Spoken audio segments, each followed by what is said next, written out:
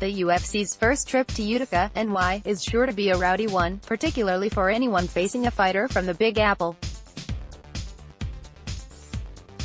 That's the challenge standing in front of Vinc Pichel, who meets New York's own Gregor Gillespie in the co-main event Friday at the Adirondack Bank Center. It will be the third time Pichel has been booked to march into enemy territory. At UFC 173, he took on Las Vegas-based fighter Anthony Njokuani in Nevada and won that bout by unanimous decision. 3 years later in Auckland, New Zealand, he ended a lengthy layoff with a first-round knockout of Damian Brown, who hails from neighbouring Australia. Up next for Pichel is arguably the biggest test yet of his career, a showdown with the unbeaten Gillespie in front of a crowd that will be on his case the second he steps out of the curtain. But that won't be a problem for Pichel, a Californian who has had to deal with far worse in both his professional and personal life. I don't care. New York is like LA, except those guys are all talk to me, Pichel told MMA Fighting. New York, you'll drive around the street and if you do something, someone will yell at you. In LA, if you do something like that, especially in the wrong parts, you'll get shot at or stabbed.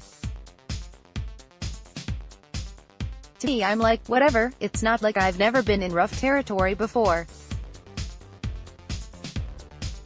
I've been shot at and stuff, my whole life in general when I was younger, so hostile territory is nothing new to me. I'm actually looking forward to it because I don't mind being the bad guy. I got my moniker, from hell, for a reason, so it's all good to me.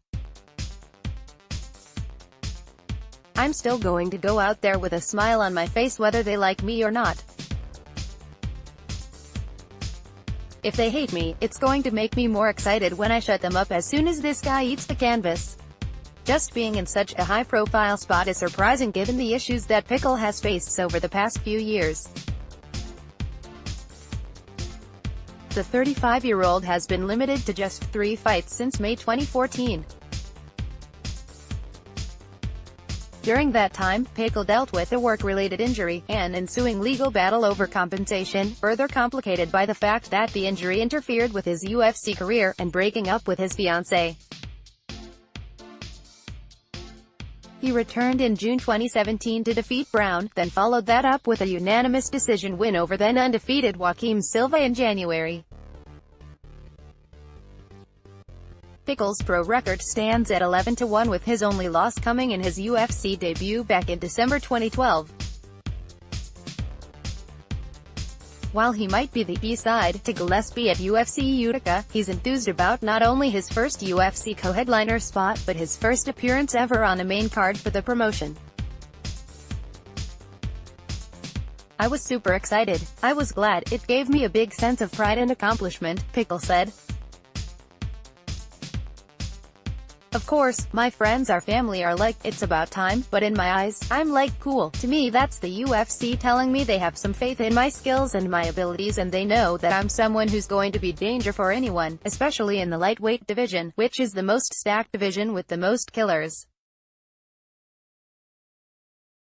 Plus, Gregor Gillespie, he's from New York, he's an up-and-coming lightweight, he's undefeated, he's got this huge wrestling pedigree, so I don't want to say I wasn't surprised, but it's just nice that they gave me this opportunity. It's good to be given opportunities like this and I'm the kind of person who appreciates everything that I get and everything that I'm lucky enough to be able to have and do, so that's what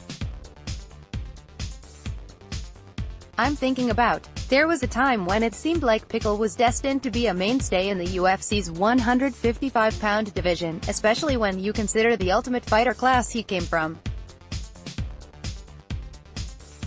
The 15th season of Tough featured a Final Four of Pichel, Al Iaquinta, Michael Chiesa, and James Vick. Iaquinta recently challenged for a vacant lightweight championship. Chiesa has established himself as a top 10 contender, and Vick holds a 9-1 UFC record.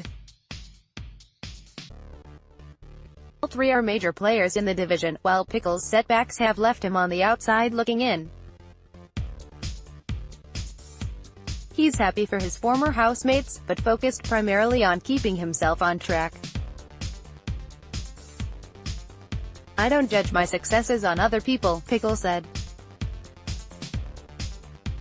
"For me, it's all about timing, and sometimes things don't work out because I have different situations as well in my life, different from them, so had I been healthy and not had to go through the stuff that I've gone through, I'm sure that I'd be right up there with them." Pichel says he's doing great, health-wise, and with minor tweaks to his training and sparring routines, he expects to stay that way for as long as he continues fighting.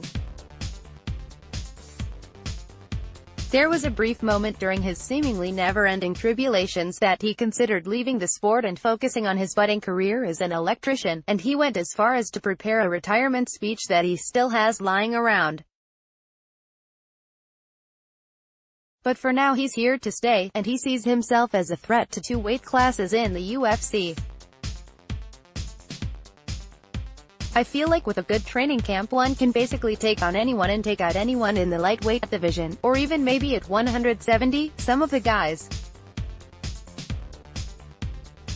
I'm a pretty big lightweight," said Pichel. "The way I can describe myself is that I'm basically the anomaly. I don't have the depth of training that most guys have in the UFC. I started training in 2007 when I was 25 and I had no experience in kickboxing, wrestling, jiu-jitsu, nothing at all.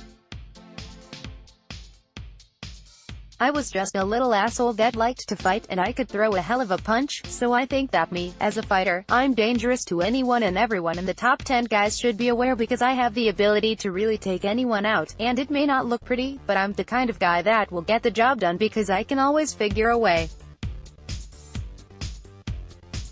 I'm a survivor, so I'll always figure a way out to do what I need to do."